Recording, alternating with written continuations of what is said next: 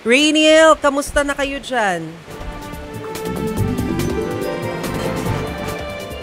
Jose, Dilim na, oh. Chiki, Manny, eto nga no, tuloy-tuloy yung bagsak ng malakas na buhos ng ulan dito sa may Lemery, Batangas. So actually kanina nga 1 PM no, nung papunta pa lang tayo dito ay wala nang puknat itong buhos ng ulan. Sa katunayan doon pa lang sa Calaca ay medyo nahirapan na tayong pumasok dito sa may Lemery dahil nagkaroon nga ng landslide doon naman sa may Barangay Tamayo. At ngayon ay makikita nyo no, na parang wala na talagang buhay na establishmento o mga bahay dito dahil simula kagabi ay pinatay na yung supply ng kuryente maging ang supply ng tubig. Sa ngayon, nag-ikot-ikot din tayo kanina at tila pagkain nga yung problema nung ilan sa ating mga kapatid dito sa Lemery dahil doon lalo na sa may coastal area, grabe bumilis yung akyat ng tubig dahil mismong sila ay hindi na nakalikas o nakapunta sa mas mataas pang lugar o mas kalapit na barangay at yung mga residente nga doon ay nagdire-diretso na no doon sa kanilang bubong. So Chiki, Manny, sa ngayon ay tila ghost town na dito sa Lemery dahil nga sa patuloy na pagbayo nitong si Bagyong Christine. Rainiel, gaano kadami yung affected na families?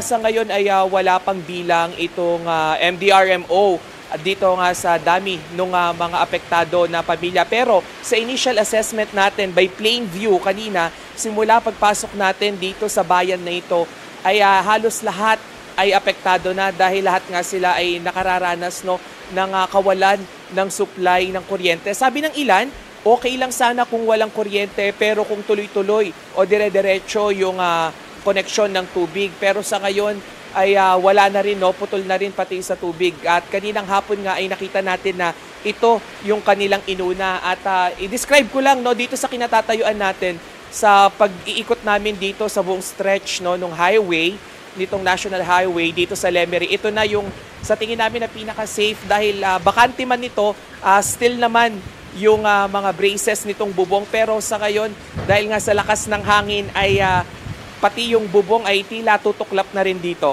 Sorry, hindi ko alam kung na-mention ni Rainiel kanina, no? Pero naalala ko lang, mayroon akong nabasa na yung Batangas Provincial Hospital, if I'm not mistaken, nasa Lemery yan, Rainiel, ay hindi na daw nag-accept ng admissions. Confirming kung totoo ito at kung totoo man, hanggang ngayon pa ba ay hindi nag-accept? Kasi nga, sabi mo, walang tubig, walang electricity. Walang kuryente. Oo. Mm-hmm. Yes, no, kanina nakakuha rin tayo ng confirmation sa Provincial Health Office na around 2 p.m. ay sinara muna nila or pansamantala munang hindi tumanggap nga ng mga pasyente itong Provincial Hospital dito sa may Lemery. At nung susubukan natin na puntahan ito, no, 2 minutes away from the hospital ay hindi na makatawid yung mga sasakyan, kahit yung malalaking sasakyan dahil doon sa border or doon sa may kanto papunta doon sa may hospital ay may isang roadworks, no? May uka na malaki. So, pinagbawalan na yung lahat dahil may isang nga nasasakyan na nabalahaw. And as of now, wala pa silang confirmation kung nag-resume na yung pagtanggap nga nila ng mga pasyente. Meron bang inaasahang tulong ang ospital at alam ba natin kung saan manggagaling, kung sakali o sa ngayon talagang wala?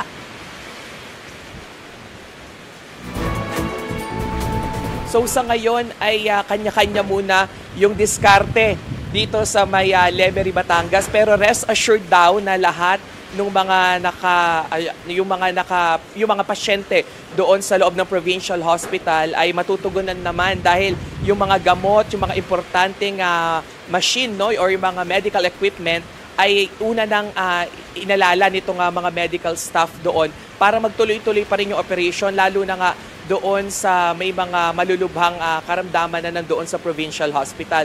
And we are trying to contact pa yung provincial government mismo. Pero as we speak, no avail pa yung kanilang mga line. Pero we understand that dahil nakita naman natin mismo yung disaster and rescue team ay back and forth naman dito sa bayan ng Lemery. Ayan, nabanggit mo yung disaster team, ano? So sa iyong pag-iikot, Rainiel, nakita mo ba yung mga rescue personnel na tumutulong dyan sa mga binaha? Yes, Manny, no, dahil nung pagpasok pa lang natin dito, halos yung rescue team mismo mula sa MDRMO, maging sa pulisya at Bureau of Fire Protection yung nag-iikot nga dito sa may bayan ng Lemery. At nakakita rin tayo ng isang maganda naman na development pagdating doon sa mga kababayan natin na nire-rescue dahil maging yung mga simbahan dito, no, ay timatanggap na rin ng mga kapatid natin na gusto na rin lumikas. At yung ilan naman sa mga barangay hall ay nag-set up na rin ng kanilang generator set para magkaroon man lang ng charging station o kahit ilaw man lang ngayong gabi itong ating mga kapatid dito sa Lemery, Batangas. Buti naman kung Buti ganun. naman, Gaano ba oo. kadami, Rainiel, ilang porsyento niyan sa Lemery, Batangas yung lubog pa rin sa baha? At saka kanina nabanggit mo na namomroblema sila sa pagkain. Kasi ang sinasabi ng DSWD kanina, na May ipasok na preposition daw, na. may prepositioned na food na raw. So, my understanding was, dapat hindi sila kinukulang ng pagkain kung may naka-preposition na. With your first question, kung ilan yung percentage, around 90% na nito nga buong Lemery yung affected at yung lubog sa baha. No? At yun naman dun sa mga preposition food, we don't know kung nasaan sila as we speak dahil with our bare eyes na nakita natin na yung ilan sa mga kababayan natin, nung pagdating natin dito, they were like just signaling to us na kahit inumin man lang ay mabigyan sila. grabe. And even us, we're still looking for a source of food dito sa may Lemery. And hopefully, no, kung pre-positioned na yan, hopefully na ngayon na nagsasalita tayo ay nakapasok na rin sila dito para wala na rin nga itong mga kababayan natin at makakain sila ngayong gabi. And speaking of food, nakakuha rin tayo ng information, no, doon naman sa Laurel, Batangas, doon sa isang bahay kung saan lumikas yung ilan sa ating mga kapatid ay 60 sila na individual doon at ginamit na nila yung social media to call for help dahil wala na rin silang makain. Yung ilang mga kabataan, they were like saying na okay lang sila, ang priority ay yung mga matatanda nga na kasama. And going back dito naman sa Lemery, kanina ay naibalita natin yung isang pamilya na doon nakatira sa may coastal area at yung bedridden nilang lola ay nandun na rin sa bubong. And we got a confirmation from the family na may nag-rescue naman na. Ano yan? Kasi nagkagulatan, Rainiel. Kasi parang, base dun sa kwento mo, parang hindi naka-pre-evacuate yung mga tao dyan eh. Kanina, ayan din yung una nating tinignan kung bakit nga ba parang nagkagulatan or nabigla sila sa biglaang pagtaas ng tubig. Ngayon, ang geographics nito, no, nitong Lemery, they were on the side ng coastal, no? So may dagat sa gilid. And yung mismong mga residente na nakausap natin kanina, ang sinabi nila ay naghalo na nga yung taas o dami ng tubig mula doon sa dagat, maging yung ilang mga area dito sa Lemery ay mababa. So naging catch basin siya. So hindi natin makita, no, dahil within an hour ay biglang lampas tao yung tubig dito sa maraming bahagi nga ng Lemery. Teka lang, sabi mo pati kayo ng team mo hindi pa nakakakain. So paano yan? Kailangan yung lumabas ng Lemery. Ganun ang mangyayari bago kayo makahanap ng pagkain. Eh di kanina pa kayo nandyan Yes, ayun nga sana yung unang-unang pwedeng gawin, no, yung makalabas ng Lemery. Though nakapasok kami by 2 p.m., ngayon ay pinagbawalan na kami nung ilang mga officer o mga authority na lumusong pa sa baha. So technically, we are enclosed dito, no, we are trapped inside Lemery dahil yung ilang lugar ay mataas na nga yung tubig. And we are trying our best na makipag-communicate din dito sa mga authority dito para hindi maging problem sana itong pagkain. Though, sabi nga nung ilan dito, kahit tubig, mairaraos nila yung magdamag. And we've seen several na mga residente dito na may mga dala na empty gallons. So, with that, ina-assess natin na it's either malayo yung source ng potable water o pwedeng inumin or wala na talaga silang makuhanan. And ayan pa yung titignan natin sa mga susunod na oras. May pagkain naman kayong pang emergency, Rainiel? Good thing we have parang mga isang stock for tonight.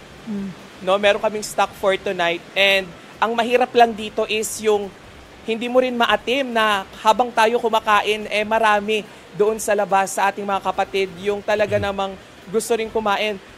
Kahit gustuhin man natin na pirapirasuhin tong dala namin, hindi talaga aabot dahil doon lang sa isang area na pinuntahan namin, almost 100 na yung mga evacuees. And hopefully, doon nga sa ilan na may mga bahay ay nananawagan rin tayo to adapt muna pansamantala. Alam namin na medyo gipitan or emergency itong oras na ito. Pero let's help siguro one by one na maipaabot kahit konting pagkain man lang doon sa iba. Renin, huli na ng tanong, sa tingin mo ba ngayon lang naranasan ng mga taga-Lemery ang ganitong baha? First time nila sa buhay nila na ganitong experience? Yes. Manny. Yes, Manny, no? By simply talking to them kanina na parang balisa, no, sila habang naglalakad sila dito sa kalsada na balot na nga ng tubig at parang sa kanila ay hindi sila makapaniwala na mismong sila dito ay nakakaranas ng ganitong klase ng buhos o dagsa o yung volume ng tubig na bumalot nga sa kanilang lugar. Even dito sa may poblasyon area na alam nila na mataas na, ay wala silang nagawa dahil yung mga may sasakyan man sila, hindi sila makalabas dahil nga may mga area na super na lalim na ng tubig. Okay. Nako, alam mo, Rainiel, dinig namin habang nagre-report ka yung lakas ng hangin. So, ramdam namin yung sama ng panahon dyan sa kinatatayuan mo. Mag-ingat kayo ng buong team mo, Rainiel Pawid. Maraming salamat. salamat. Live Kayo. mula po sa Lemery, Salamat, Batangas. Rainiel.